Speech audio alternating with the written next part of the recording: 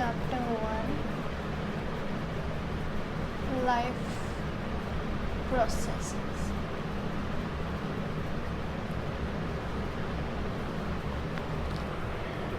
Something which is living is said to be alive. In most simple terms, alive means having life.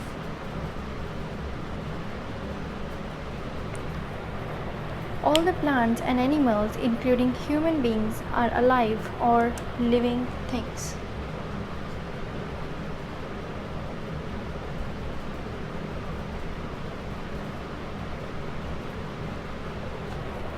The most important question arises is that how do we decide that whether something is living or something is non-living? The most important criteria to decide whether something is alive or not is the movement.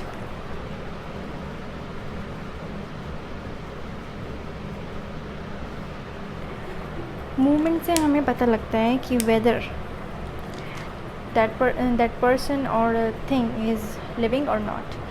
All the living things move by themselves without an external help. Living things, they move without any external help.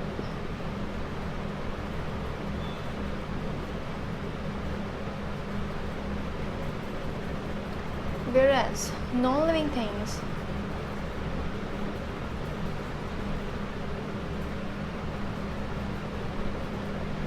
they require external help for the movement. In some cases, the movement of the living things are quite fast. If the movement is fast, then it is observable. We can observe the movement and we can say that the person or a thing is moving. But in some cases, the movements are very slow. Hence, these are observed with difficulty. The movement in most of the animals are quite fast, but in plants they are slow and observed with difficulty. Animals move from one place to another, or they can move their body parts. For example, a frog. A frog moves when it jumps into a pond.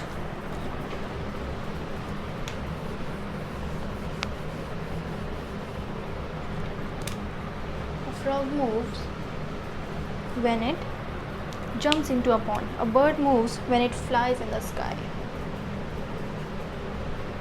An athlete moves when he runs. Bird, frog, athlete, these all are alive. As we have seen that they do move and they are alive. However, the plants are fixed. They cannot move from one place to another. But they move their roots, their shoots, their leaves and their flowers. And they are active to stimulus. They respond towards the stimulus. Now what is the stimulus? Stimulus is something that causes the part of the body to react. The stimulus can be towards light, towards sunlight, towards gravity, towards water, towards touch, etc. What is stimulus towards sunlight? When the plant, such as a sunflower, it grows, it moves wherever, or it faces to wherever the face of the sun is. So जो sunlight होती है, जो sunflower है, वो sunlight की तरफ ही face करता है. और जो touch, स्टिमुलस टूवर्ड्स टच, हम मिमोसा पुरिका एक प्लांट का नाम है जिसे हम टच मी नॉट प्लांट भी कहते हैं. This shows stimulus towards touch. Whenever we touches this, जो इसकी लीव्स होती हैं वो थोड़ी अपने आप को श्रिंक काइंड ऑफ कर लेती हैं और वो अपने आप को थोड़ा जितनी पहले होती हैं, सच एज अगर लीव्स इस तरह से हैं, if leaves are like this, then it will become like this. It will shrink. Shorter नहीं होती हैं, but थोड़ा वो shrink हो जाती. So the leaves of Mimosa pudica plant move by folding up when touched with a finger. जब हम उसे फिंगर से टच करेंगे वो फोल्ड अप हो जाएंगी. और जो ग्रेविटी है जो प्लांट होता है वो क्या करता है, जैसे कि हमें कुछ प्लांट यहाँ पे, अगर हम यहाँ पे कोई सीड है यहाँ पे एक प्लांट ग्रो करेगा, तो ये क्या है, टूवर्ड्स ग्रेविटी. जो रूट्स होंगी वो टूवर्ड्स ग्रेविटी. अगर हम इसको इस तरह से लगा देते हैं प्लांट को, we plant it like this and suppose this is seed and it will grow like this. Shoot will go up, the root will go towards the gravity. So this is stimulus towards the gravity. You'll study these things in detail in the next in control and coordination chapter. Non-living things which are not alive cannot move by themselves. जैसे कि for example we can say that stone, it's a non-living thing जो कि अपने आप move नहीं होता है एक प्लेस से दूसरे प्लेस में. it cannot move from itself from one place to another. So all the living things, whether it's plants, animals, they are made up of tiny living units, and we call these units cells. Now cells are further made up of still smaller particles which are known as molecules. The movement over very small scale are invisible to eye. जो molecular movements होती हैं वो invisible होती हैं हमारे naked eye से. हम उसे मूव करते हुए नहीं देख पाते हैं क्योंकि बहुत ज़्यादा स्मॉल होता है मॉलिक्यूल, और प्लस हमारी जो नेक्ड आई है दैट कैन नॉट सी दैट. जो वायरसेस होते हैं they do not show any molecular movement in them जब तक they are infecting the other cell. इसका मतलब जो वायरसेस होते हैं अगर वो एक्सटर्नल एनवायरनमेंट में हैं तो वो कंसिडर करे जाएंगे नॉन लिविंग. जैसे ही वो किसी पर्सन के अंदर जाते हैं और किसी एनिमल के अंदर जाते हैं तो फिर वो इन्फेक्ट करना शुरू कर देते हैं दूसरे सेल्स को जो कि उस पर्सन में है. ये जो वायरस है अगर तो ये एक्सटर्नल इन्वायरमेंट में है तो ये हम इनको कंसिडर करेंगे नॉन लिविंग. और जैसे ही जो वायरसेस हैं किसी होस्ट में जाते हैं, host can be a person, human being और एनिमल,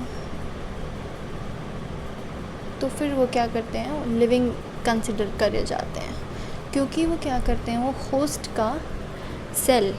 होस्ट के सेल को इन्फेक्ट करते हैं, होस्ट का ही यूज़ करते हैं सब कुछ और उसी के जो दूसरे सेल्स होते हैं उसको इन्फेक्ट करते हैं.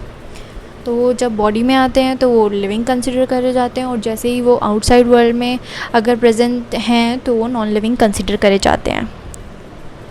Now we'll discuss about the characteristic of the living things. So the characteristics of the living things. Living things can move by themselves from one place to another. Living things need food, air and water to exist, to live. Living things can grow. Their height increases. Living thing can respond to changes around them. That means they are sensitive. कोई भी जैसे कि hot, जैसे हमारे reflex actions होते हैं और जैसे हमने देखा था माइमोसा पुडिका में that was folding up the leaves. जो प्लांट था वो अपने लीव्स को फोल्ड अप कर रहा था रिस्पॉन्स टू टच. तो ये होता है सेंसिटिव. और हम भी अगर कोई हॉट ऑब्जेक्ट को टच करते हैं we also respond. Living things can respire. Respiration में क्या होता है जब हम फूड और ऑक्सीजन को प्लस करते हैं, फूड के साथ ऑक्सीजन यूज्ड अप होता है और जो हमारा सेल है वो एनर्जी रिलीज़ करता है, तो ये रेस्पिरेशन के प्रोसेस में आता है. Will see that later. So living things can excrete also, get rid of from the waste material. जो कि हमारी बॉडी में वेस्ट मटीरियल्स एक्यूमुलेट हो चुके होते हैं, गेट रिड होना है तो यानी कि हम एक्सक्रीशन प्रोसेस परफॉर्म करते हैं. Living things can reproduce. That means they can have young ones, they can have their baby, तो वो रिप्रोड्यूस में आता है. These all are the characteristic of the living things. Now what are life processes? All the organisms perform some basic functions to keep themselves alive. जितने भी हम living organisms हैं, हम कुछ ना कुछ फंक्शंस परफॉर्म करते रहते हैं अपने आप को अलाइव रखने के लिए. तो जो बेसिक फंक्शंस होते हैं, the basic functions performed by the living organisms to maintain their life on this earth are called life processes. जो बेसिक फंक्शंस होते हैं, लिविंग ऑर्गेनिजम्स कुछ बेसिक फंक्शंस परफॉर्म करते हैं अपनी लाइफ को मेंटेन रखने के लिए, उन्हें लाइफ प्रोसेसेस कहते हैं. अभी लाइफ प्रोसेसेस क्या होती हैं, देखो कुछ एग्जांपल्स हैं ये बेसिक फंक्शंस के जो लाइफ प्रोसेसेस हैं. ये इसमें हम अलग अलग फंक्शंस करते हैं, कैरी आउट करते हैं. Nutrition and respiration, transport and excretion, control and coordination, growth, movement, reproduction, ये सब लाइफ प्रोसेसेस हैं, द बेसिक लाइफ प्रोसेसेस. अब न्यूट्रिशन में क्या होता है, न्यूट्रिशन में this involves the taking in of the food inside the body or converting it into smaller molecules which can be absorbed by the body. तो nutrition में हमारे पास ये फूड है, suppose this is food, it will be broken down into small particles, small molecules, and now these small molecules will be absorbed by the body. Our body cannot directly absorb all the raw food, whatever we eat. The food we eat must be broken down into smaller particles and then only the body will absorb. तभी हमारी body absorb करेगी अगर वो जो food particles हैं small forms में होंगे, क्योंकि जो हमारी वेन्स हैं वो डायरेक्टली तो चपाती एंटर नहीं करने देगी ना. ऑब्वियसली हमें स्मॉल पार्टिकल्स चाहिए होंगे उस फूड के, तभी हमारी बॉडी एब्जॉर्ब कर पाएगी. अब रेस्पिरेशन में क्या होता है, respiration is the process which release energy from the food absorbed by the body. अब जो हमारी बॉडी ने फूड एब्जॉर्ब किया, ये कहीं तो यूज़ होना चाहिए, इसमें से हमें एनर्जी मिलेगी. ये जो हमने फूड खाया है इसमें हमें अगर एनर्जी मिलती है फूड से हमें, तो ये जो फूड हमने खाया है इससे एनर्जी मिलेगी. और ये किस प्रोसेस के थ्रू मिलेगी हमें, रेस्पिरेशन से. अब रेस्पिरेशन क्या करेगा, जो हमारा फूड है उसके साथ वो ऑक्सीजन के साथ मिलके हमें एनर्जी प्रोवाइड करेगा. तो ये हो गया रेस्पिरेशन में. ट्रांसपोर्ट में अगर हमने जो एनर्जी हमें मिली है और जो हमारा जो फूड है उसे हमें पूरी बॉडी में ट्रांसपोर्ट करना है, कैसे करेंगे हम ट्रांसपोर्ट, ऐसे तो जाएगा नहीं एक ही जगह पे. तो हमें वो एक प्रोसेस होती है, हम ब्लड के थ्रू करते हैं ये. तो ये सब ट्रांसपोर्ट में आ गया, क्योंकि हमारे हर सेल को एनर्जी पहुंचनी चाहिए और हर सेल को फूड मिलना चाहिए और न्यूट्रिशन मिलना चाहिए जिसकी उसके रिक्वायरमेंट है, तभी तो आगे फंक्शंस परफॉर्म होंगे. उसके बाद है एक्सक्रीशन. अब जितना हमने जो ये फूड हमारे पास यूटिलाइज़ हुआ है, जो एनर्जी मिली है हमें, अब हमारे पास कुछ वेस्ट प्रोडक्ट भी हमारी बॉडी में बने होंगे. जैसे कि हम रेस्पिरेशन करते हैं तो हमारी बॉडी में कार्बन डाइऑक्साइड आती है, ऑक्सीजन के साथ ऑक्सीजन भी आती है और भी गैसेज आती हैं. बट जैसे ही हमने ऑक्सीजन हमें यूज़ हो गया तो कार्बन डाइऑक्साइड रिलीज़ होगी, तो वो क्या हो गया, रेस्पिरेशन में निकल जाएगी वो.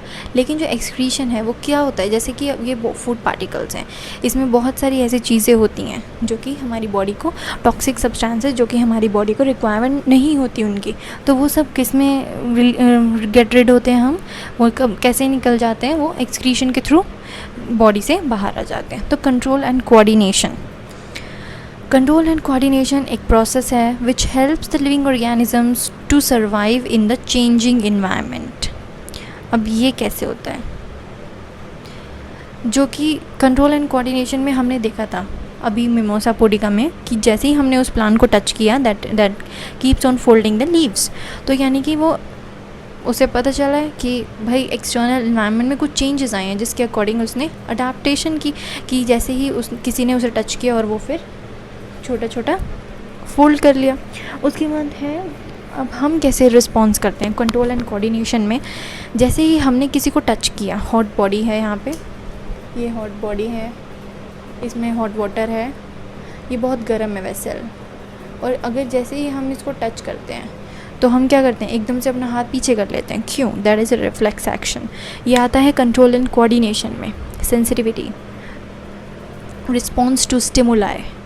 तो जो ग्रोथ है, next is growth. The process of growth involves the change from small organism to a big organism. जैसे कि हमारी क्या ग्रोथ होती है, पहले हम छोटे इन्फेंट होते हैं, छोटे बेबी, उसके बाद फिर थोड़े और बड़े होते हैं, फिर थोड़े और बड़े होते हैं, तो हमारी हाइट में increase, that is growth.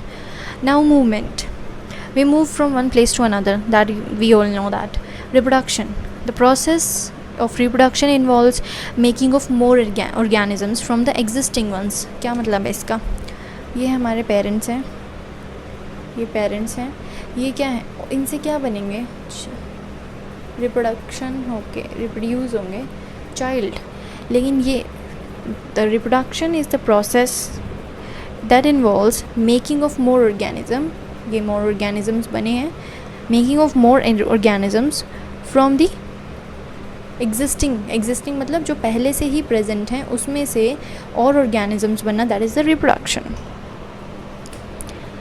Now will discuss what energy is needed for the life processes और कहाँ से हमें ये एनर्जी मिलती है। तो जितनी भी हमने ये प्रोसेसेस की, इसके लिए एनर्जी की बहुत ज़्यादा ज़रूरत होती है, इन सब के लिए हमें एनर्जी चाहिए होती है। और वो एनर्जी कहाँ से मिलेगी हमें, वो एनर्जी फूड से मिलेगी, वो एनर्जी हमें फूड से मिलेगी।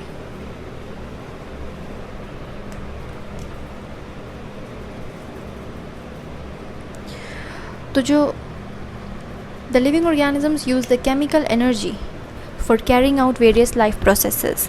और जो ये केमिकल एनर्जी है वो हमें कहाँ, किस लिए चाहिए, फूड से मिलेगी ना जो हमें, वो केमिकल हमने इसे केमिकल एनर्जी क्यों कहा है, क्योंकि हम खाते तो जैसे एप्पल खाया, हमने शुगर खाया, इस फॉर्म में तो हमें दिख रहे हैं इस फॉर्म में कि हमें, हाँ चलो ये एप्पल होता है, बट वो इस फॉर्म में होते हैं, ये कार्बन, हाइड्रोजन, ऑक्सीजन, इन सब फॉर्म में होते हैं, आयरन मिला हम इनसे, तो ये सब क्या है, दिस ऑल आर एलिमेंट्स की फॉर्म में होते हैं, ये सब क्या है, मॉलिक्यूल्स हैं, केमिकल्स ही तो हैं।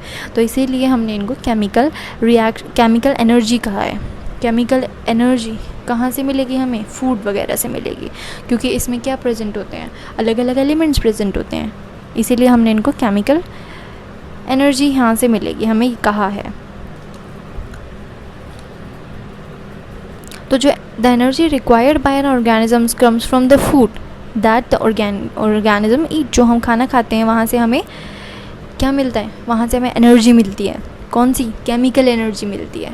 किस लिए, ताकि ये जो केमिकल एनर्जी हमें इससे मिली है वो केमिकल रिएक्शंस कर सके हमारी बॉडी में, जो होने वाले हैं। कौन से केमिकल रिएक्शंस होने वाले हैं, जो कि हमने अभी यहाँ पे लिखा था कि जितने भी प्रोसेसेस हैं, लाइफ प्रोसेसेस हैं, उनको कैरी आउट करने के लिए हमें केमिकल्स की ज़रूरत है, जो कि हमें फूड से मिलेंगे।